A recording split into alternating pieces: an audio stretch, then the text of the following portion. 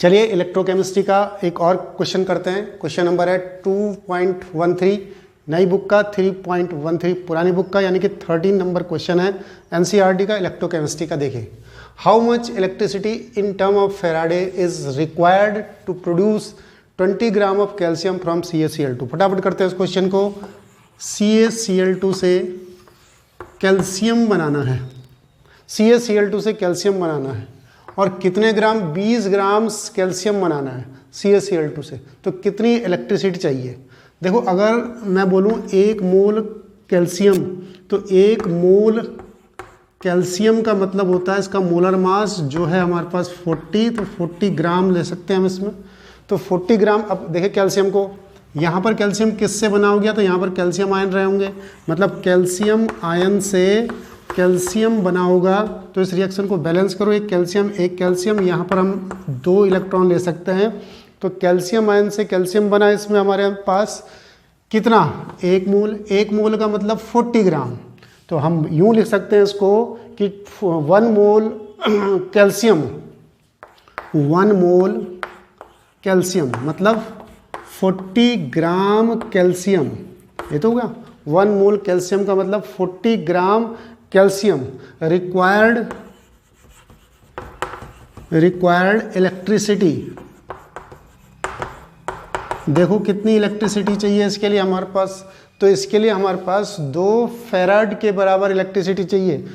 1 minute, 1 मोल calcium, देखो यानी कि 40 ग्राम कैल्शियम। तो 40 ग्राम कैल्शियम को बनाने के लिए, या 1 मोल 40 ग्राम कहाँ से आया? वो इसका मोलर मास होता है कैल्शियम का। तो 40 ग्राम कैल्शियम को बनाने के लिए कितनी इलेक्ट्रिसिटी चाहिए?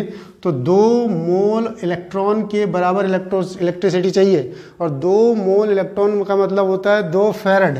तो 2 फेरड के बराबर इलेक्ट्रिसिटी चाहिए इसके लिए, ठीक है। तो फिर हम क्वेश्चन क्या है? क्वेश्चन ये था कि 20 ग्राम कैल्शियम को बनाने के लिए कितनी इलेक्ट्रिसिटी चाहिए? 40 ग्राम कैल्शियम को बनाने के लिए इलेक्ट्रिसिटी 2F, तो 20 ग्राम कैल्शियम को बनाने के लिए इलेक्ट्रिसिटी 1F। सिंपल सी बात। तो हम क्या लिखेंगे यहाँ पर? तो 20 ग्राम calcium required electricity 2F upon 40 into 20। तो 20 से 2 बार, 2 से 2, तो इज इक्वल टू F। तो 1F इलेक्ट्रिसिटी चाहिए, या 96500 कूलम का चार्ज चाहिए इसके लिए हमारे को, ठीक है। इसी का सेकंड पार्ट लेते हैं हम जरा। इसका सेकंड पार्ट क्या कहता है? अब आसानी से हो जाएंगे क्वेश्चन, इसी टाइप से चलते रहेंगे। तो सेकंड पार्ट में देखते हैं क्या कह रहा है। सेकंड पार्ट कह रहा है कि ये 40 gram aluminium from molten Al2O3, 40 gram aluminium from molten Al2O3। तो Al2O3 से एल्यूमिनियम बनाना है। Al2O3 में से एल्यूमिनियम निकलेंगे तो वो एल्यूमिनियम आयंस के रूप में निकलेंगे, और इस एल्यूमिनियम आयंस को हमने एल्यूमिनियम में कन्वर्ट करना है, और यहाँ पर इसको बैलेंस करेंगे तो 3 इलेक्ट्रॉन, और इसका जो मोलर मास होता है वो होता है 27।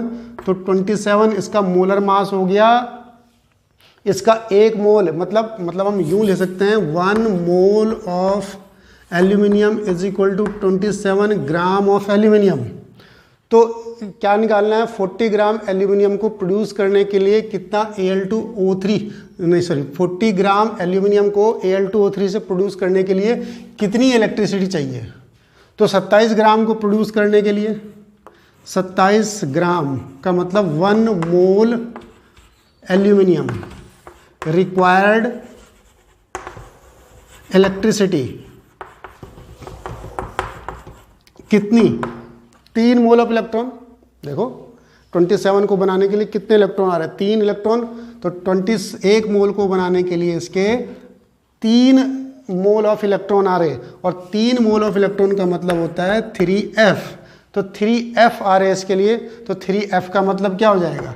3F तो हमने 27 के लिए थोड़ा निकाला, हमने 40 ग्राम के लिए निकालना है।